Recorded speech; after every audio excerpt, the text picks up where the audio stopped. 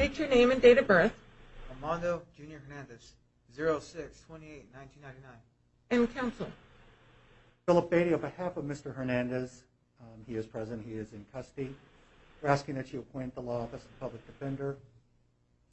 On a good faith basis, I believe he is indigent. I did not see an affidavit that was complete. It just says that he has no response. I don't know if the staff is doing this. Mr. Hernandez, are you working at all?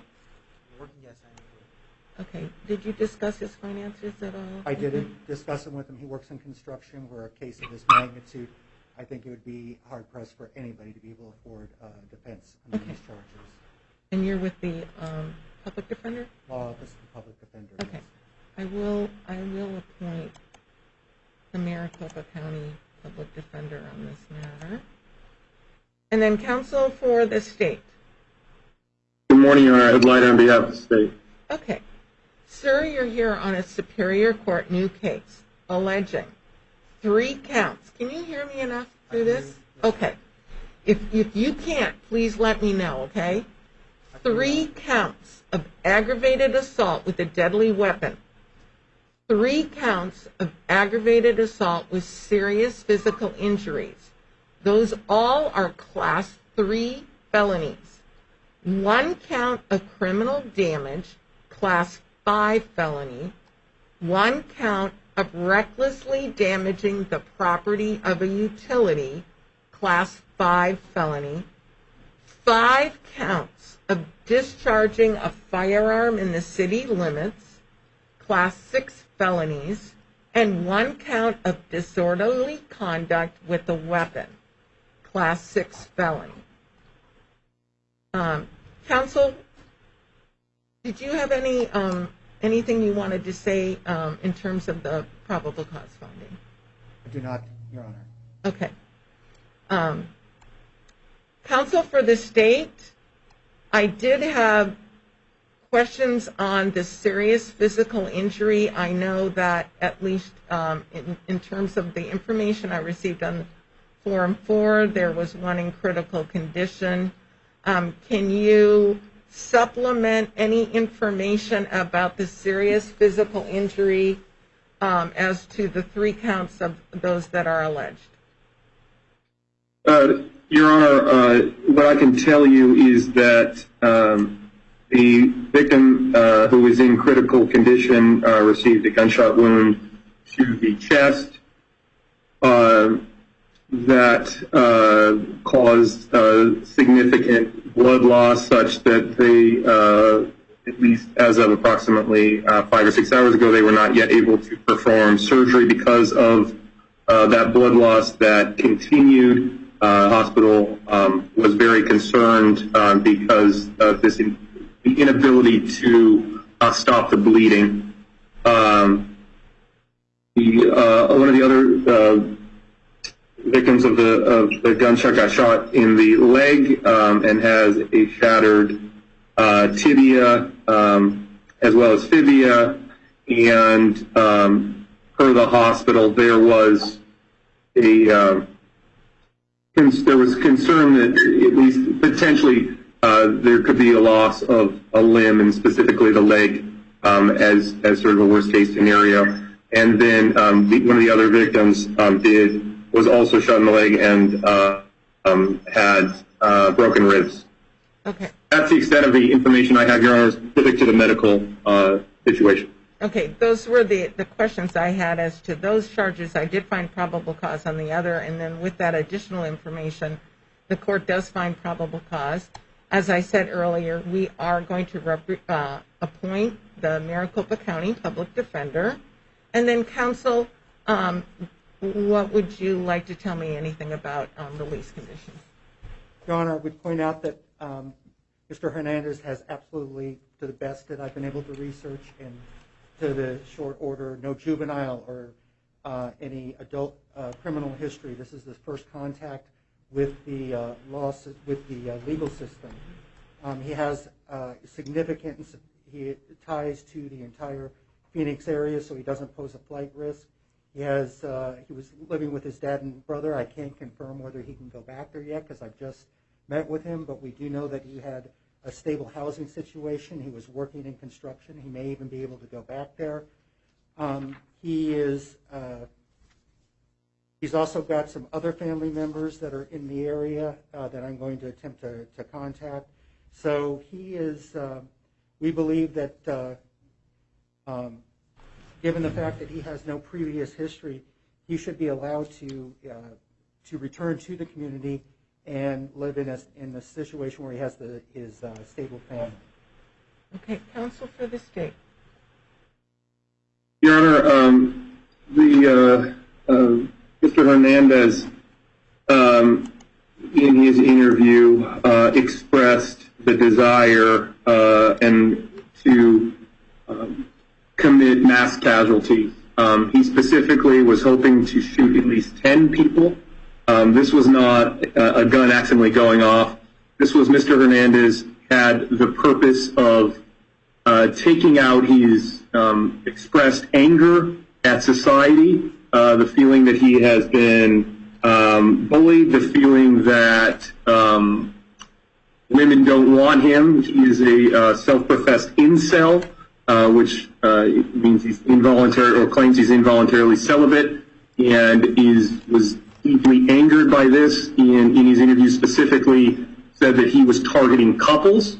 To the individuals who are gunshot victims are in fact, it appears they were a couple.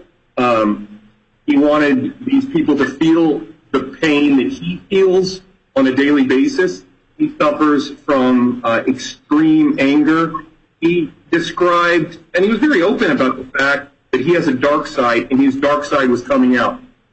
The community would be at a dramatic risk from someone who said that he had been contemplating a mass casualty or mass shooting, specifically at Westgate, for at least 3 or 4 years.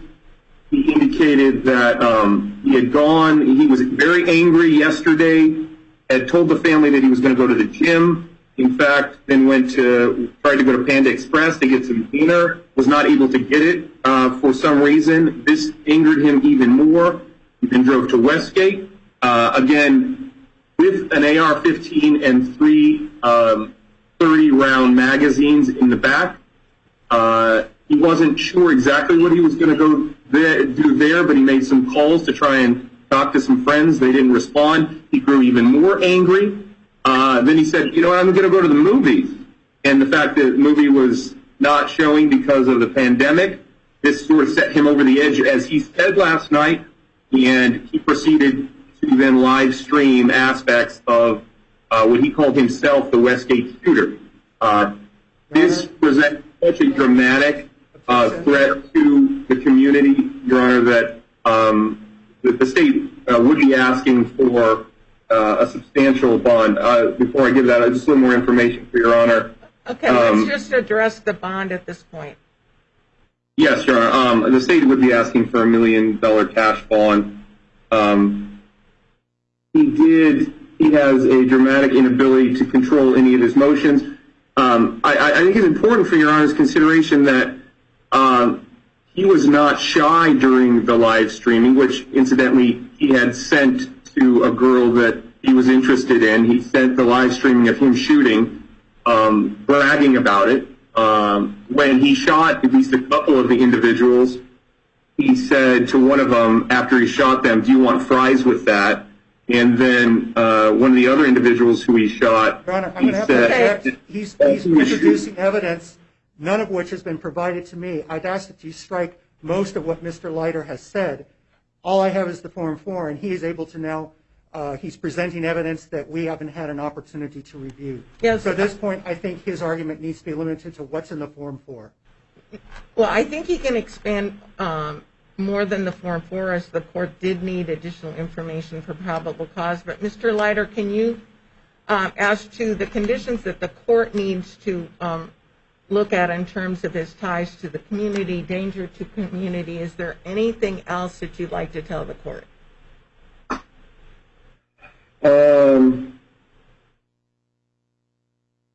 Just a moment, Your Honor.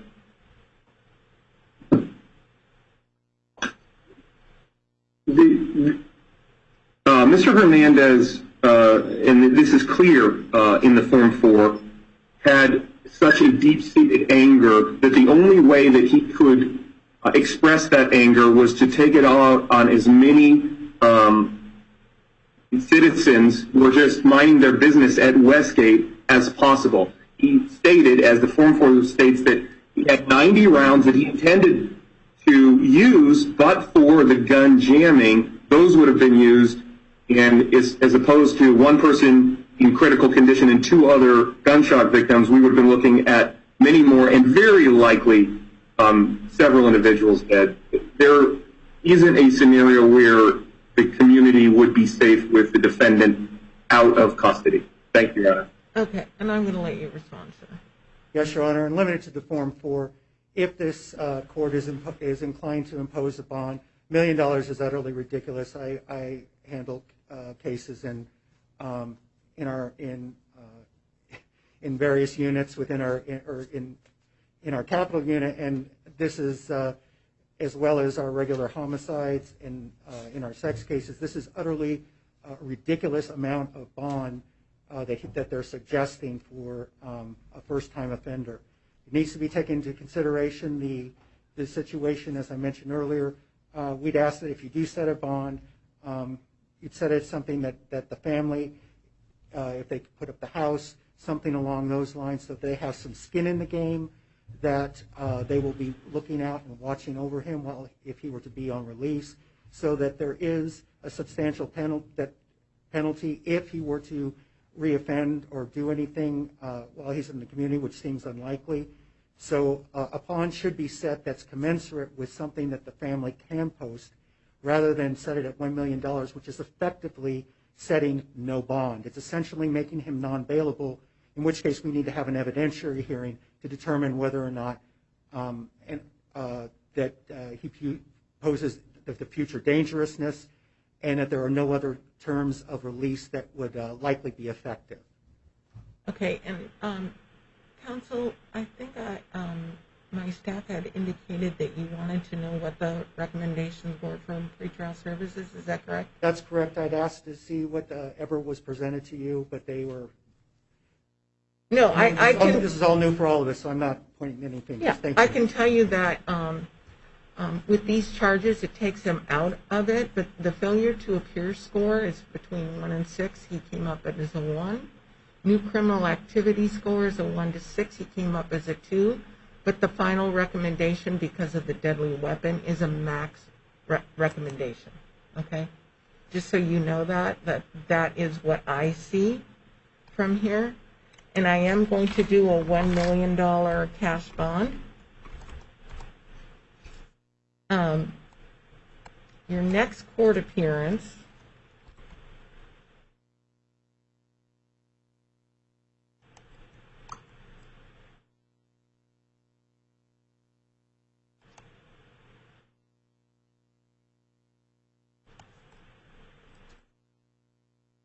is going to be a preliminary hearing on May 28th at 8:30. Okay? Anything from either counsel? No, Your Honor, thank you. No, Your Honor. Okay. I think you have his paperwork here? Sign for it and get your paperwork.